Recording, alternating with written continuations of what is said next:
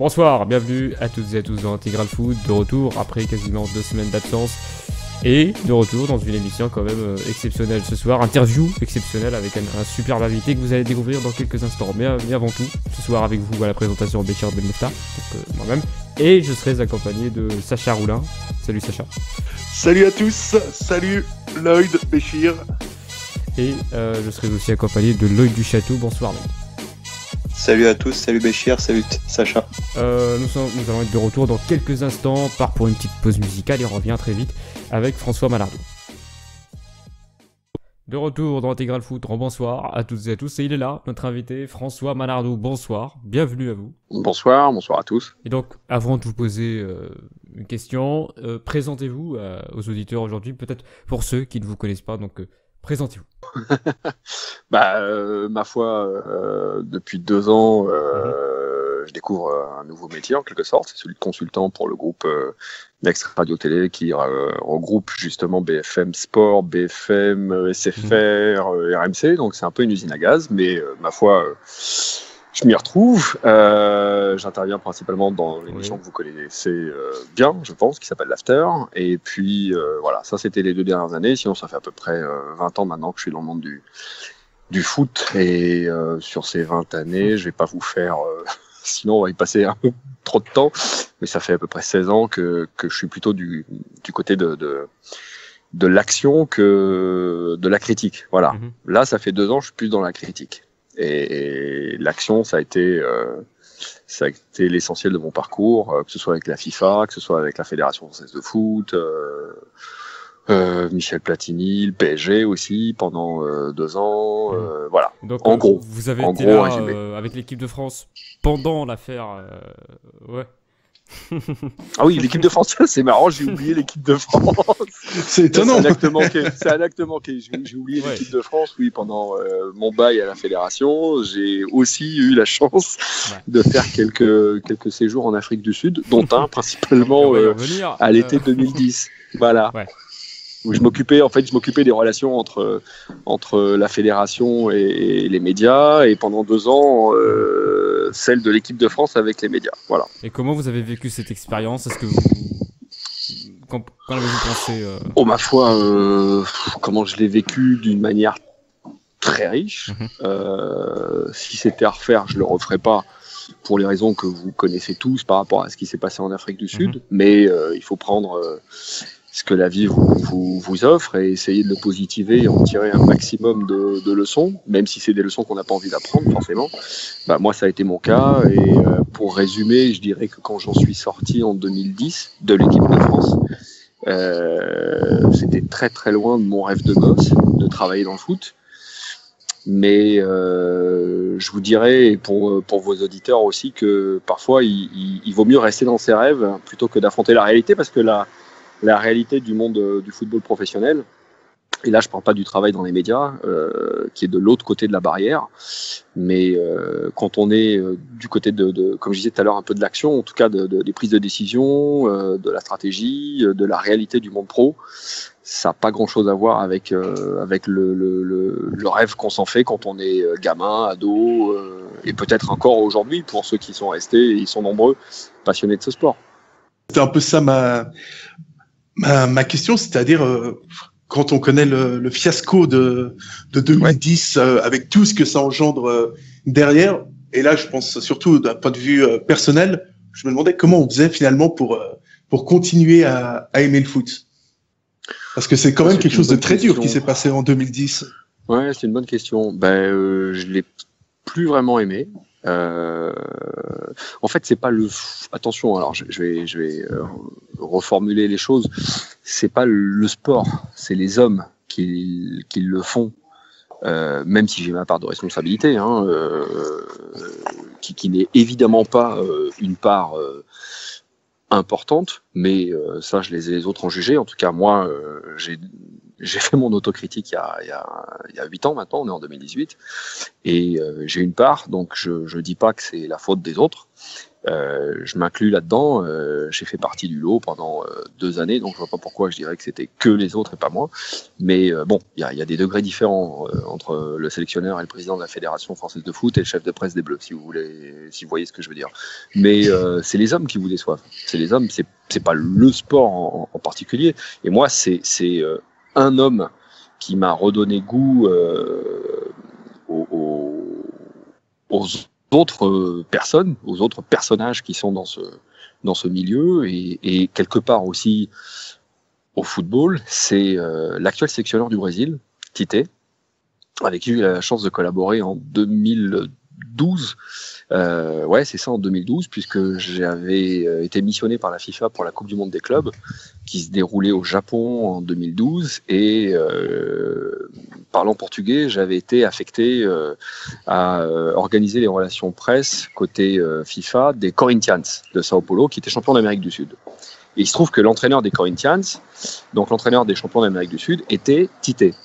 Et mes 2 semaines de travail en étant proche du club avec les joueurs, donc l'entraîneur, le directeur sportif, qui pour ceux qui s'en souviennent est un ancien joueur d'Arsenal, qui s'appelle Edu. D'abord, j'avais découvert l'impact énorme des Corinthians au Brésil. C'est le 2e plus grand club brésilien derrière le Flamengo. On parle d'une 30aine de millions de supporters rien qu'au Brésil. Alors certes, vous allez me dire que le Brésil est un très grand pays avec une très grande population, mais je crois que c'était en 2012, le chiffre a sans doute augmenté entre-temps, 38 millions de supporters répertoriés, vous imaginez, sur un seul pays. Donc, on peut faire quelques parallèles quand même par rapport à l'équipe de France. En plus, Sao Paulo c'est pas une grande ville, c'est une mégapole, c'est une des plus grandes villes au monde, donc l'impact médiatique était également très fort, comme l'équipe de France. Et pourtant, j'avais été confronté à un homme qui faisait les choses simplement, avec le sourire, qui respectait tout le monde, qui avait aussi son autorité, qui permettait à chacun de savoir où était la ligne jaune et de ne pas essayer de la dépasser. Et le tout avec beaucoup de décontraction, beaucoup d'humanité, beaucoup d'empathie. Et désolé pour le bruit, je suis à l'extérieur. Et c'est quelque chose qui m'a réconcilié avec le foot à ce moment-là. Donc je me suis dit que c'était vraiment qu'une affaire d'homme et non pas une affaire de sport. Et depuis, vous êtes à l'after, dans l'after foot, avec notamment le week-end avec Ali Benarbia. Vous avez fait aussi quelques émissions, pas mal d'émissions même avec Daniel Riolo. C'est vraiment un nouveau. Ça doit pas être facile entre guillemets de parler quand il y a Daniel à côté, hein. Mais non, on s'en fait une montagne. Il faut laisser faire un peu. Voilà. Et donc voilà, comment est-ce que vous vous sentiez maintenant dans ce rôle de média? Ouais, la première chose qui m'a frappé quand j'ai commencé à collaborer avec l'After, c'est vraiment la liberté de pouvoir dire ce que l'on pense. Moi, pendant mes 7 années de bail à la fédération, où j'étais chef de presse de la fédération, où j'avais un rôle de communicant, je savais beaucoup de choses, mais j'étais forcément dans le secret. J'étais aussi dans le silence avec le secret parce que d'abord, j'avais pas comme mission de prendre la parole. C'était soit le sélectionneur, soit le président de la fédération, la plupart du temps. Et puis évidemment, quand on est avec l'équipe de France, c'est les joueurs. Mais les responsables médias, eux, ils organisent en coulisses, ils œuvrent, je dirais, dans l'ombre, mais ils sont pas dans la lumière. Donc, quand moi j'ai été à l'after, c'est pas la lumière que j'ai retenue, même si c'est assez rigolo et c'est marrant de se regarder le nombril quand on fait des émissions de télévision ou de radio, mais c'est surtout la possibilité de dire ce que l'on pense. Et quand vous passez 7 années à la fédération où vous voulez parfois dire très fort ce que vous pensez et que vous ne pouvez pas, parce que comme dans n'importe quelle entreprise, quand on est dans une boîte qui est exposée médiatiquement, comme c'est le cas de la fédération, bah, il faut surtout apprendre à fermer sa gueule. Bah, parfois, il faut se taire parce que c'est dans l'intérêt de l'entreprise. Et puis parfois, il faut se taire alors que vous pensez que c'est pas forcément dans l'intérêt de l'entreprise, qu'il faudrait communiquer différemment. Mais vous n'êtes pas seul décideur, vous n'avez pas les coups des franches, vous n'êtes pas totalement, je dirais, libre, pour reprendre le terme que j'utilisais, parce qu'il y a une hiérarchie à respecter, et que je l'ai respectée pendant un certain nombre d'années. Et puis c'est vrai qu'après l'Afrique du Sud, j'étais aussi déçu par d'autres personnes en interne, et que ça engendrait aussi chez moi un peu de rancœur à ce moment-là, parce que dans cet épisode qui était difficile à vivre, on n'avait pas eu, en tout cas moi, on n'avait pas eu beaucoup de comment dire, non pas de considération, parce que dans la considération on n'en méritait pas trop, mais bon, par ailleurs on avait tué personne, voilà, c'était pas un crime ce qui s'était passé, et puis on aurait eu besoin un petit peu aussi de vider notre sac, et c'est jamais venu. Donc c'est cette parole un peu libérée, retrouvée, que j'ai eu la chance d'avoir à l'after, et ça m'a fait du bien. Mais bon, je vous parle pas de thérapie, hein, je vous parle de choses très directes et très concrètes. Est-ce que après, donc entre le barrage contre l'Irlande, où justement il y a la main de Thierry Henry, c'est un premier événement, et justement l'arrivée dans les poules avec la grève, vous n'avez pas senti couvrir justement un problème dans le vestiaire et oui. Ce qui se passait au niveau de la vestiaire, c'est pas le vestiaire, c'est une finalité. C'est pas le vestiaire qui était un vrai problème, c'est un tout. Dans la gestion d'une sélection comme d'un club de foot, vous pouvez avoir différents éléments déclencheurs. Soit vous n'en avez qu'un, et de taille, si c'est que le vestiaire, comme vous dites, soit il y en a plusieurs. Mais d'une manière générale, quand on en arrive à une déliquescence de l'autorité, quand on en arrive à un vestiaire qui ne fonctionne pas, je dirais que c'est comme si on prend l'exemple d'une classe dans un lycée, un collège, quand ça tourne pas, c'est aussi parce que le prof et les proviseurs ou le directeur de l'établissement ne savent pas manager, ne savent pas faire passer le message, ne savent pas être à la fois dans la compréhension, le dialogue, la considération et l'autorité, et aussi la fermeté quand il le faut. C'était pas le vestiaire qui était un problème, ça l'est devenu. Puis ça l'est devenu à la face du monde à la fin. C'est le problème, ça a été le management. Et dans ce management, et vous avez parfaitement l'inverse aujourd'hui, donc c'est vérifiable ce que je dis, c'est que moi j'avais un président et un sélectionneur qui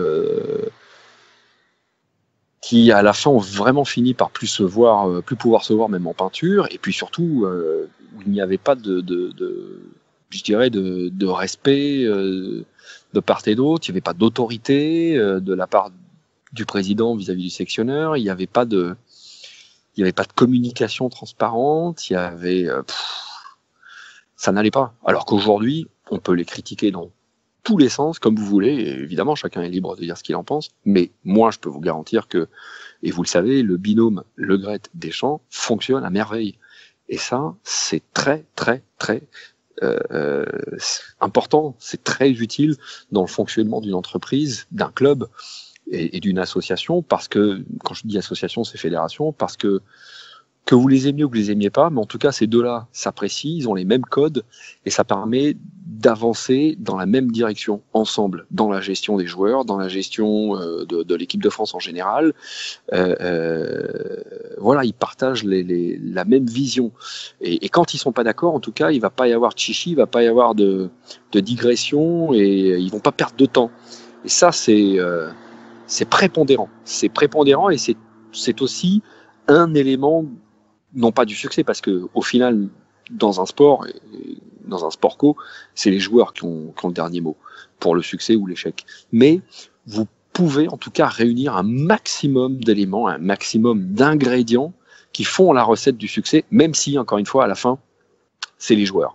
Voilà, il vaut mieux avoir un président et un entraîneur qui vont dans le même sens plutôt que le même binôme qui se tire dans les pattes. Mais est-ce qu'on peut dire, vous avez parlé d'un prof qui n'a pas su, on va dire, contrôler sa classe, est-ce que on peut dire que c'est Domenech, aujourd'hui, le premier responsable? Oui, je l'ai. Pour moi, le premier. Moi, je vais pas. Après, je suis pas procureur de la République. Je vais pas refaire ce procès-là. J'ai fait un bouquin en 2014 où j'explique ce qui s'est passé de mon point de vue, et je pense, compte tenu des critiques que j'avais reçues sur ce livre, avoir été très proche, sinon parfaitement proche de la réalité, objectivement parlant. il est l'un des principaux responsables. Moi, les deux personnes que pour cet épisode-là d'il y a 8 ans, maintenant ça commence à dater aussi un peu, les amis. On va pas à chaque fois. Quand je dis à chaque fois, on peut en reparler. Il y aura un anniversaire à faire dans 10 ans, malheureusement. Mais c'est le président qui était Jean-Pierre Escalette et le sélectionneur Raymond Domenech. D'accord. Moi, j'avais une question puisqu'on parlait notamment de cette main de Thierry Henry face à l'Irlande. Et je trouvais ça intéressant parce que dans votre livre Knife Snap, après cet épisode de la main, on a l'impression qu'il y a eu une sorte de bug au niveau de la communication où Thierry Henry se demande mais qu'est-ce que vous faites pour me défendre? Je suis en train d'en prendre plein la gueule. Ouais. Alors moi, ma question, c'était de savoir, mais est-ce que vous étiez vraiment complètement libre en tant que chef de presse ou est-ce non, que vous aviez... pas, vous n'êtes pas libre. C'est pas possible d'être libre, ouais. Mais c'est pas possible d'être libre à 100% quand vous êtes dans des situations, dans n'importe quelle entreprise, et dans le sport a fortiori, quand vous êtes dans une situation de crise, et nous c'était crise au pluriel parce que vous avez parlé de la main de Thierry Henry, mais bon, depuis l'Euro 2008, il y en a eu d'autres. La qualif, le climat avec les médias était extrêmement lourd et très hostile d'ailleurs. Vous vous en souvenez, enfin les auditeurs s'en souviennent. Après la main de Thierry Henry, il y a eu l'affaire Zaya, et puis évidemment tout ça a été parachevé par l'Afrique du Sud. Mais non, vous n'êtes pas libre parce que dans des situations de crise, à des degrés de crise tels que ceux qu'on a connus et celui auquel vous faites référence, il faut forcément que le sélectionneur et le président soient dans le coup, et pas seulement le directeur général. Moi, pour vous faire un schéma, pour résumer, à ce moment-là, en général, c'était déjà du billard à 4 bandes, mais dans les périodes de crise, j'avais 5 interlocuteurs. 5 interlocuteurs. Vous imaginez à quel point ça devenait compliqué. J'avais le président, le sélectionneur, le directeur général, le directeur délégué auprès de l'équipe de France et le directeur de la communication de la fédération. Quand vous mettez 5 personnes autour de la table pour piloter une communication de crise, vous avez intérêt à ce que les 5 soient sur la même longueur d'onde, ce qui est compliqué. Je suis même sûr que vous, autour de la table, là, les 3, et si Xavier avait été là, vous entendez pas tous de la même manière sur les sujets. Donc, moi, c'était vraiment une usine à gaz. Complètement une usine à gaz. Sauf que vous, ça va un peu moins se voir, et nous, ça avait une répercussion à l'échelle nationale. Est-ce que, avec les réseaux sociaux aujourd'hui, c'est encore possible justement ce manque de communication et le fait de taire les joueurs? Non, il faut pas les taire. Ça, c'est pas la solution. Il faut entre guillemets les éduquer. Il faut leur faire entendre que quand vous êtes un abonné sur Twitter avec une vingtaine de followers, c'est du bavardage. Quand vous êtes un abonné sur Twitter parce que vous êtes un joueur de foot pro et à très haut niveau et que vous en avez 200 000, c'est de la communication. Non, il faut pas taire les mecs. Il faut savoir, il faut leur expliquer ce qu'ils ont à dire et ce qu'ils ont à garder pour leur proche entourage. C'est tout. C'est quelque chose qui se fait beaucoup en Angleterre, par exemple, le management de l'image, ce qui empêche à des joueurs de dire des bêtises sur des réseaux sociaux, notamment, on se rappelle tous d'un certain... À qui vous pensez? Un latéral droit qui joue actuellement à Tottenham. À Tottenham? Ah bon? Oui. Ouais. Ah, je déconne. Mais oui, non, mais d'une manière générale, les Anglo-Saxons ont une culture, je dirais, de la communication professionnelle et dans le monde du sport qui est beaucoup plus en avance que nous parce que en France, on a encore dans le domaine du sport, mais du foot en particulier, une approche de la communication qui est plus liée au bavardage qu'à la communication. Et dans les médias, je le vérifie parce que moi qui maintenant retravaille de nouveau avec des journalistes autour de moi, dès qu'on leur sort le mot communicant ou communication, on a l'impression de leur sortir un gros mot. C'est-à-dire qu'on a l'impression de parler d'un cerbère qui va verrouiller la parole de tout le monde, qu'ils n'auront plus accès à rien, et que du coup, ils vont devoir passer par la fenêtre ou la bouche d'égout pour avoir des informations. Et il faut pas que ce soit comme ça. Il faut trouver une mesure, un équilibre entre les messages que vous voulez faire passer, et puis dans ces messages-là, le rapport au grand public, parce que c'est ça fondamentalement communiquer, c'est s'adresser aux supporters, c'est s'adresser aux fans, c'est pas s'adresser aux journalistes qui est en face de vous. Le journaliste en face de vous, il est là pour vous aider à faire passer un message. Et puis s'il n'est pas là pour vous aider, vous essayez de le faire passer quand même, ce message-là. Et ce message-là, le grand public, les gens sont pas complètement cons, ils sont pas dupes. Ils sont pas dupes. Quand on est sincère, le message il passe encore mieux. Après, si on est dans des questions embarrassantes, gênantes, on a parfaitement le droit, en étant poli, en restant poli, de dire écoutez, moi c'est une question qui est embarrassante, je préfère ne pas y répondre, elle ne regarde que moi. C'est ce que je m'évertue à apprendre à mes élèves qui je donne des cours depuis 2 ans et qui ont l'impression que dès qu'il y a une question gênante, il faut fermer sa gueule. Pas du tout.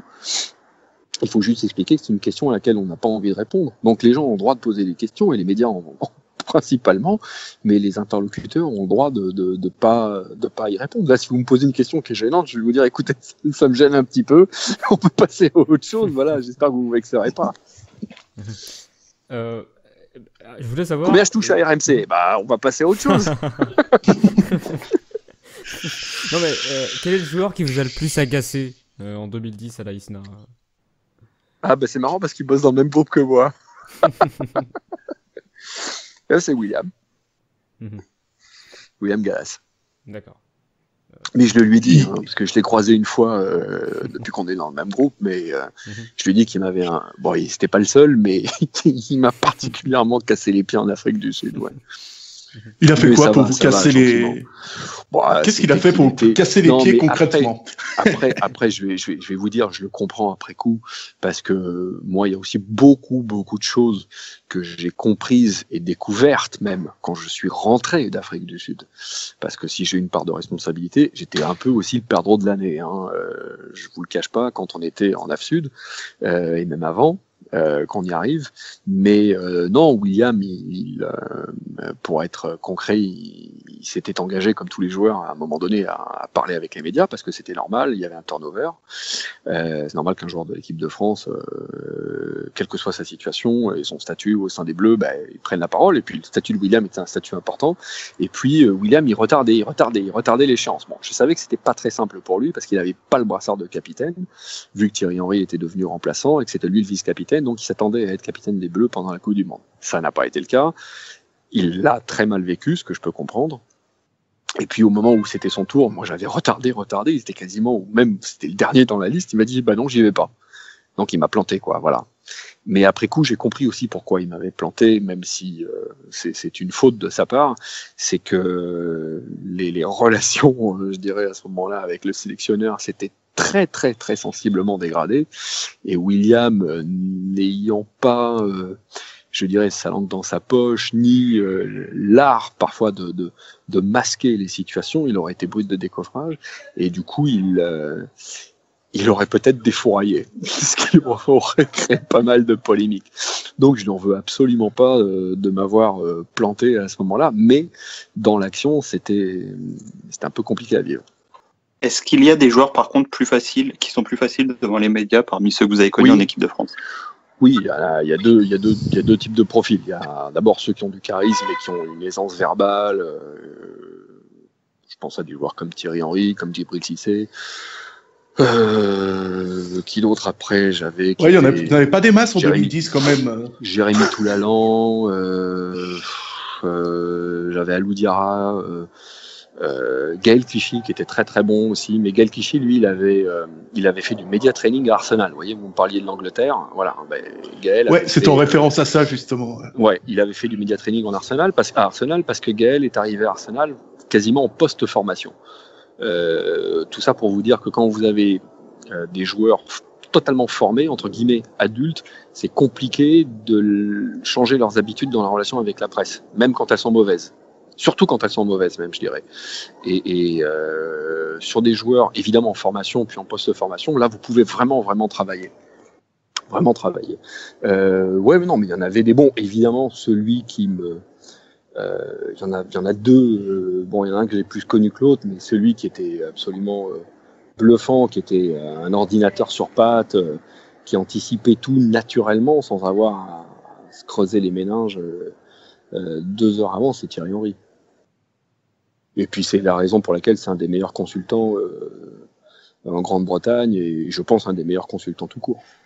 Et comment expliquer que des cadres donc comme Thierry Henry, n'ont pas réussi à se faire respecter par des jeunes dans le vestiaire. C'est la dynamique de groupe, ça c'est la dynamique de groupe.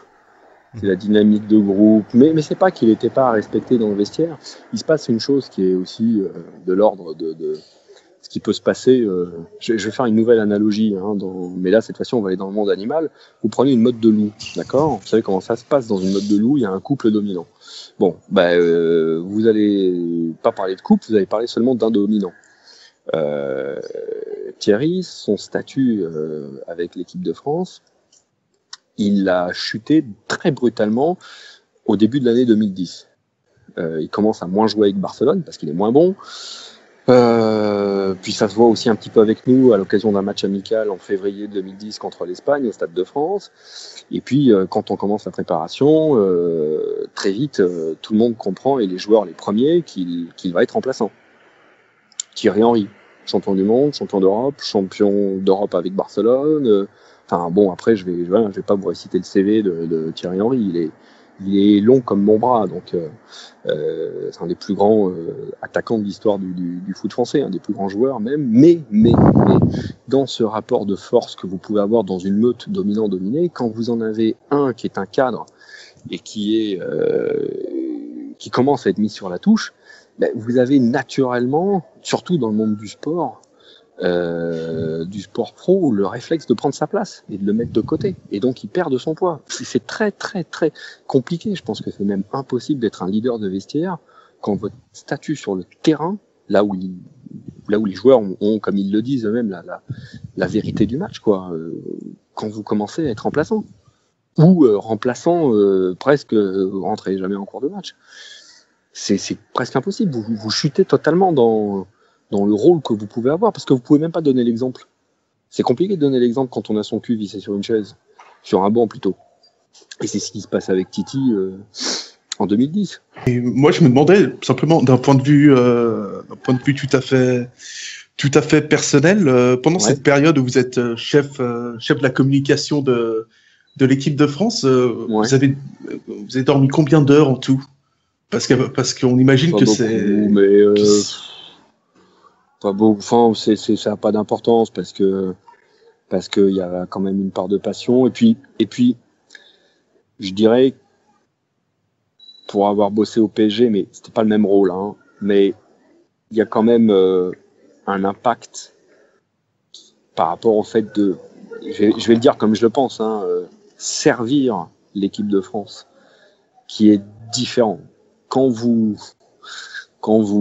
porter les équipements, pour reprendre une formule qu'on connaît depuis 98, avec le coq et la petite étoile dessus, c'est quand même un sentiment différent. C'est quand même un sentiment où, en tout cas moi, c'était très clair, d'autant que je suis pas d'origine française, que je suis pas né en France, mais je suis français. Il y a un sentiment de mission, voilà. Donc le sommeil, ou pas que le sommeil d'ailleurs, votre nana, ça passe un peu après. De toute façon, vous êtes tellement concentré à ce que vous faites, vous êtes tellement occupé par ce que vous faites qu'il n'y a pas la place pour beaucoup d'autres choses. On peut pas être au sein du staff de l'équipe de France et dire qu'on manque d'heures de sommeil, parce que tout le monde est logé à la même enseigne. Les seuls qui dorment, et dont il faut favoriser absolument les conditions de récupération, c'est les joueurs, et peut-être une petite partie du staff technique, et encore. Que pensez-vous de la guerre PSG justement face aux médias actuellement ? Je pense que c'est très délicat comme question, parce qu'en plus je connais certaines personnes dans les deux camps. D'abord, je pense une chose.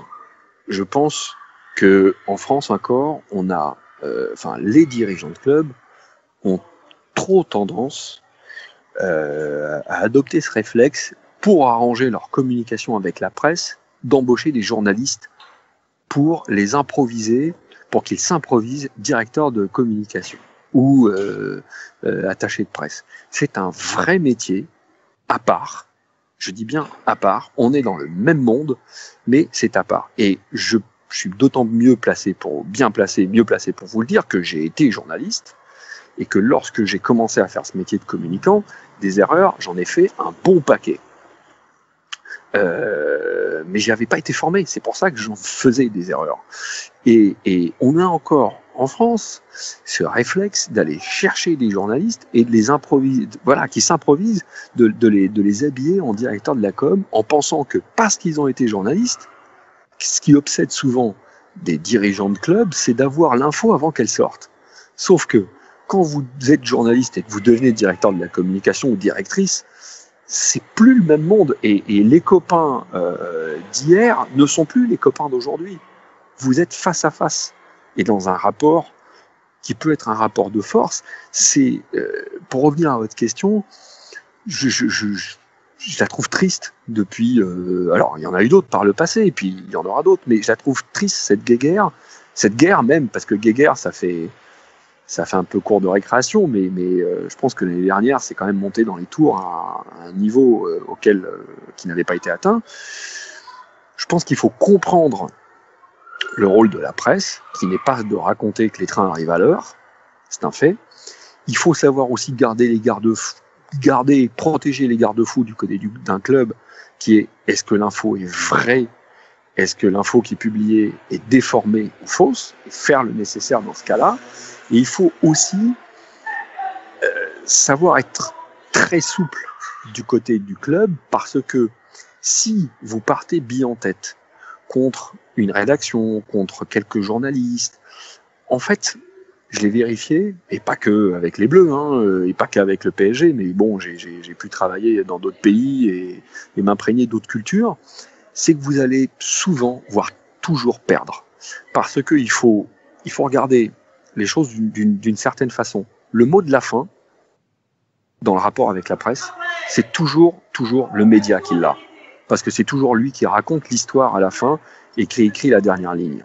Le mot de la fin, c'est toujours la presse. Alors après, c'est du côté du club, où il faut savoir, avec une certaine flexibilité entre l'autorité et les relations publiques, je dirais, savoir tracer une ligne jaune qu'il ne faut pas dépasser, effectivement, comprendre les intérêts du média, et que ça se fasse en bonne intelligence.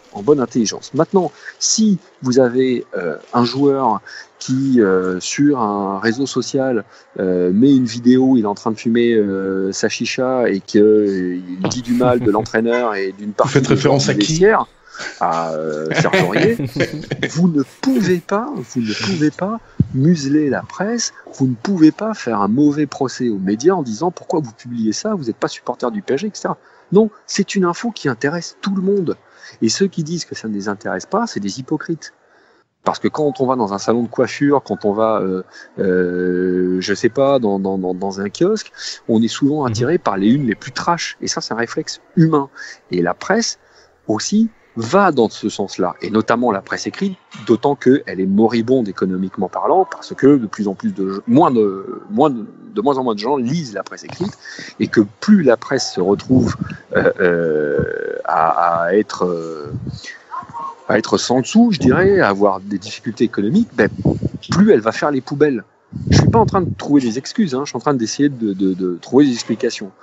Et faut comprendre ça. Ça ne veut pas dire forcément tout accepter du côté du club. Il faut savoir aussi mettre de l'eau dans le vin, et parfois il faut savoir taper du poing sur la table. Mais si vous tapez tout le temps du poing sur la table, ça ne marche pas. Et si ça marche, ça veut dire que vous êtes dans une dictature. Et puis bon, là après, chacun en tirera les enseignements qu'il veut. Mais c'est une guerre qui, en tout cas l'année dernière, c'était vraiment très dur. Et qui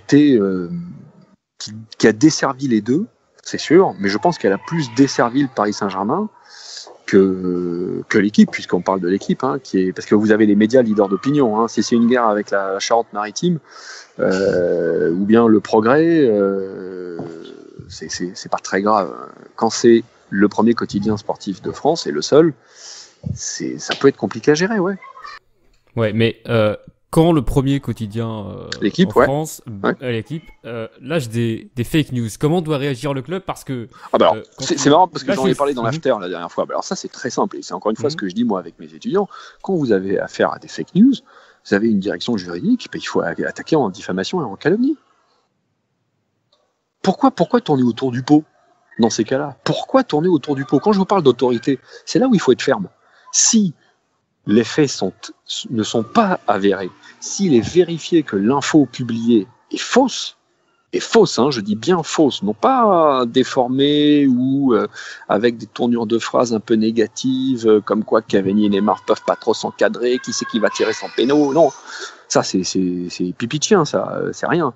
C'est du pipi de chat, pardon. Mais quand c'est des fake news, comme vous dites, direction juridique, et puis soit on intente un procès, soit on parle aux médias en question en disant, écoutez, cette fois ça passe, mais on va restreindre l'accès au journaliste qui a publié la fake news, ou bien vous apportez un autre journaliste pour suivre le Paris Saint-Germain, parce que c'est pas possible. Qu'il y ait un journaliste ou deux journalistes dont les articles vont pas dans le sens de la communication du PSG ou de l'image du PSG. Mais ça, c'est pour tous les clubs. Tous les clubs dans le monde. Personne ne peut me citer le nom d'un club, à part si c'est du national en France ou la 3e division au Mexique ou en Afrique du Sud, j'en sais rien et on s'en fout. Mais tous les grands clubs, quel que soit le sport, et dans les grandes villes en plus, sont exposés aux critiques. Vous prenez tous les sports qui sont porteurs médiatiques. Hein. Je vous parle pas de quand c'est Toulouse en rugby, c'est Midi Olympique. Mais bon, on touche pas un lectorat et ça n'a pas un impact médiatique très fort. Mais quand vous êtes dans des médias américains et que c'est un sport US majeur comme le football américain ou la NBA, et que vous êtes dans une grande ville avec une grande franchise, mais évidemment que c'est difficile dans la relation avec les médias. Et évidemment que vous avez des infos qui sortent. Évidemment, vous pouvez pas tout maîtriser. Si vous faites la guerre, vous allez vous transformer en Don Quichotte. Vous allez faire la guerre contre les moulins. En revanche, si dans cette guerre-là, il y a des fake news, là, il faut siffler à la fin de la récréation, je dirais, et puis il faut surtout taper du poing sur la table en disant, écoutez, si ça se vérifie une deuxième fois, là, il y aura un procès. Il faut voir le verre à moitié plein et pas le verre à moitié vide. Il n'y a rien d'infamant quand on a affaire à des fake news à dire, écoutez, ce journaliste travaille pas bien, on voudrait que vous en mettiez un autre qui suive l'actualité du club. Ce qui est un peu ironique, c'est que le chef de la communication du PSG est justement un ancien journaliste de l'équipe. C'est un ancien journaliste. Le responsable de la com de la fédération, c'est un ancien journaliste. Moi, j'ai été ancien journaliste. Il y en a un peu partout. Mais moi, je trouverais bien aussi de donner leur chance à des vrais communicants. Après, il y en a qui font qui se réinventent de manière plus ou moins réussie. Hein. Moi, je me considère plus comme un communicant, que comme un journaliste. Je suis un ex-journaliste et aujourd'hui, je ne suis pas du tout un journaliste pour RMC ou BFM. Je suis un consultant. Donc, je ne cherche pas l'info, je la commente. Mais oui, mais c'est ce que je vous disais au début, en préambule. Il y a beaucoup de clubs en France parce qu'ils n'ont pas une culture de la com. Souvent, ils ont plutôt une culture du bavardage. Et qui prennent des journalistes parce qu'ils pensent qu'en extirpant un journaliste, en exfiltrant un journaliste de son ancienne rédac, il va rester en contact et du coup il va savoir ce qui va sortir dans la presse avant que ce soit publié et qu'on pourra peut-être l'arrêter. Mais je caricature à peine. Justement, comment expliquer qu'avec le Qatar qui possède donc beIN, ils puissent pas communiquer plus à travers leurs médias eux sur le PSG? Ils le font beaucoup avec beIN. Hein. beIN et le PSG. C'est un mariage, hein. Puis c'est pas qu'un mariage de raison, hein. C'est un mariage de presque de consanguinité.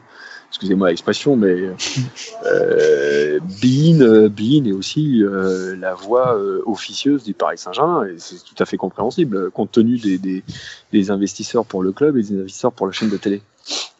Bon, c'est vrai qu'on a souvent cette impression qu'au niveau communication au Paris Saint-Germain, on laisse un petit peu tout passer, et puis pas seulement depuis l'année dernière, même cette saison, on a l'impression qu'on peut dire un peu tout et n'importe quoi sur le PSG, que ce soit les médias, que ce soit Jean-Michel Aulas, et que personne derrière ne va vraiment réagir au sein du club. Mais après, vous pouvez. C'est une impression, est-ce que. Vous pouvez pas réagir sur tout ce qui se dit parce que vous allez y laisser votre peau. et puis que les journées elles vont faire 25 heures et plus 24 heures. C'est pas possible. Il faut savoir faire le tri entre ce qui est réellement impactant et puis ce qui s'apparente au blabla, aux critiques, au buzz des médias. Vous pouvez pas répondre à tout. Il y a une limite aussi qui doit déterminer l'intérêt que vous avez à donner à ce qui se dit. L'intérêt primordial, c'est l'information. Après, que vous ayez un François Manardo, un Daniel Riolo, un Jean-Michel Aulas, bien n'importe qui d'autre, je sais pas, les noms me manquent là, mais qui critiquent la gestion du club, ça, on est dans la liberté d'opinion. Ça, c'est pas contestable. Ça doit pas être contestable. Heureusement qu'il y a de la liberté d'opinion, même si elle n'est pas toujours fondée, même si on n'apprécie pas.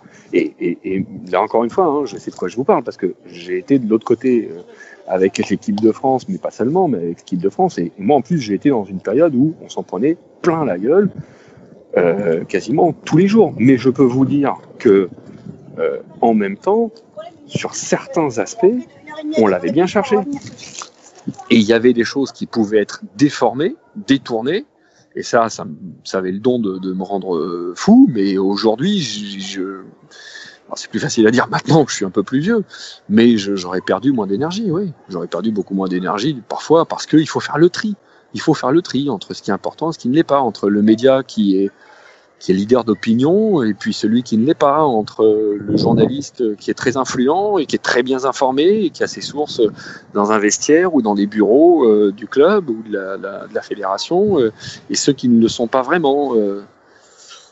Il faut pas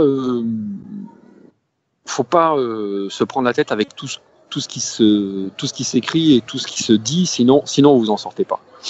Et vous n'êtes pas armé pour faire ce travail, alors je l'ai pas dit jusqu'ici, mais je vais en profiter, qui est un boulot très difficile et un peu ingrat. Même si on se dit ah ouais, t'es avec les joueurs, ah ouais, t'es ouvert avec eux, ah ouais, alors lui, ça va pendant 2 mois, les gars. Après, ils sont comme vous et moi.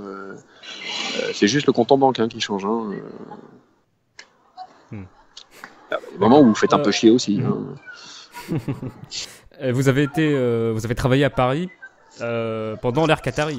Non, non, pas du tout. Moi, c'était l'ère Perpère. Ah bon, d'accord. Et vous êtes ravi de cette expérience ou vous en gardez un bon souvenir? Oui, j'en garde un bon souvenir. C'est un excellent souvenir. Moi, je m'occupais à ce moment-là du magazine du Paris Saint-Germain. Oui, c'était un bon souvenir. J'avais moins de responsabilités, j'étais moins exposé. Moi, c'était l'époque où il y avait Ronaldinho, et il se trouve que je le connaissais. Lorsque j'avais été journaliste, j'étais allé le voir juste au moment où il avait signé son contrat avec le Paris Saint-Germain, donc j'avais été à Porto Alegre le découvrir, et la relation a été un peu maintenue, et quand j'étais au Paris Saint-Germain, il était au club, donc quand j'ai appris, comme vous, comme nous tous, il y a quelques semaines, qu'il mettait un terme à sa carrière. Moi, je l'ai pas vu débuter, mais j'ai vu son dernier match avec le Grêmio à Porto Alegre, au stade, en tout cas du Grêmio, où il avait été sifflé par une grande partie du public, dans un stade de 30 ou 40 000 places, donc ça fait quand même beaucoup de bruit, alors que c'était l'idole du club, c'était l'enfant du club. Son frère y avait joué, son papa avait travaillé pour le club, et je me souviens très bien qu'il avait été sifflé. Alors pourquoi ? Parce que il était parti au Paris Saint-Germain libre, donc gratuitement, et ce qui était une loi qui existait en France, qui permettait à un joueur qui n'avait plus d'année de contrat de partir libre. Non, en revanche, au Brésil, c'était pas le cas. Et la loi avait été votée, c'est ce qu'on avait appelé à l'époque la loi Pelé, et c'était très très très mal passé. Vous imaginez les présidents de clubs qui avaient un Ronaldinho sous la main, qui pouvaient espérer plusieurs centaines de millions de francs à cette époque-là. En tout cas, j'ai plus le rapport euro-franc, mais enfin beaucoup d'argent. Et un joueur qui partait gratuitement comme Ronaldinho avait été qualifié de traître. Et il y avait, lors de son dernier match au stade du Grêmio, et les supporters qui lui en voulaient avaient posé une valise qui débordait de billets de dollars pour se moquer de Ronny, qui avait signé pour le pognon, parce qu'il n'en avait rien à fiche d'aller à Paris, ce qui était faux d'ailleurs. Et sur la valise, il y avait marqué PSG en gros. Et voilà, j'étais à l'autre bout du monde, au sud du Brésil. Il n'y avait pas les réseaux sociaux, Internet n'était pas aussi développé que maintenant. Alors ça peut faire rire ou ricaner quand je raconte cette anecdote, mais pour moi à l'époque, J'étais là-bas envoyé spécial de l'équipe et je voyais aussi l'impact du Paris Saint-Germain au Brésil, qui était connu parce qu'il y avait eu Valdo, Ricardo, Rai, et puis Ronny après qui y est passé. Mais ouais, j'en ai gardé un très bon souvenir. Ouais. Puis bon, il y avait Luis aussi comme entraîneur, donc c'était spécial. Et juste pour conclure, votre pronostic pour Real PSG, très rapidement. Les 2 matchs ou seulement Real PSG? Le match aller à Bernabéu. Moi, je pense que ça va être dur pour les 2 clubs, mais par expérience, alors l'expérience, ça peut aussi se contrarier, hein, mais j'ai quand même vérifié que les clubs qui ont un vécu de ce genre d'affrontement, qui est un vécu plus important que le Paris Saint-Germain, ça va se jouer à des détails, si vous voulez. Il n'y a pas de différence notoire entre les 2 clubs au niveau des effectifs aujourd'hui. Il y a l'attaque du PSG est plus forte que celle du Real, je pense. La défense du Real est un peu plus forte ou équivalente à celle du PSG. Le milieu du Real, je le considère plus costaud physiquement que celui du PSG, et ça va se jouer dans les duels. Je pense que ça va jouer dans les détails, mais des détails infimes qui peuvent faire basculer la qualif dans un sens ou dans l'autre. Et je pense que de ce côté-là, dans la gestion de ces détails, et l'arbitre, par exemple, est aussi un de ces détails, je pense que le Real...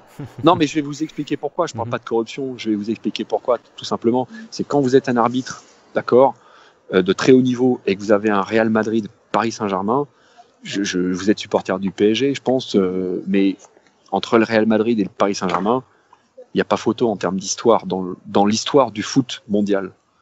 Et quelque part, l'arbitre, il a été comme vous et moi. Avant d'être arbitre, il a été supporter de foot. Alors, il n'est pas supporter du Real, c'est certain, mais dans son inconscient, Real Madrid et PSG, c'est pas la même chose. C'est moi, je pense aussi, ce qui a joué dans la remontada à Barcelone. Et l'histoire du foot européen, c'est certainement pas le PSG qui l'a autant écrite que le Real. Objectivement, on peut tous être d'accord là-dessus. Et j'ai peur que dans ces détails-là, la balance bascule du côté du Real. Si ça doit aller du côté du Paris Saint-Germain, il faudrait vraiment que le PSG domine de la tête et des épaules pour qu'il n'y ait aucune discussion possible sur la qualité du Paris Saint-Germain en février-mars et celle du Real. Et je pense pas que ce sera le cas, parce que je pense que ce sera très équilibré et que dans la gestion de ces détails dont je vous parle, je pense que le Real a un avantage. Ils n'ont pas Kurzawa. Bon, pardon ? Ils n'ont pas Kurzawa dans leur effectif. Ouais, entre Marcelo et Kurzawa, les gars, franchement, faut pas être spécialiste de foot. Hein.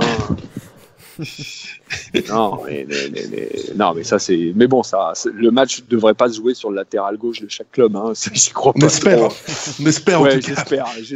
Mais non, voilà. Après, moi, je serais ravi. Moi, de toute façon, je suis pour tous les clubs français en Coupe d'Europe, même Monaco, hein, alors que je suis niçois d'adoption. Et que mon club c'est l'OGC Nice, mais j'espère que Paris passera. Ouais.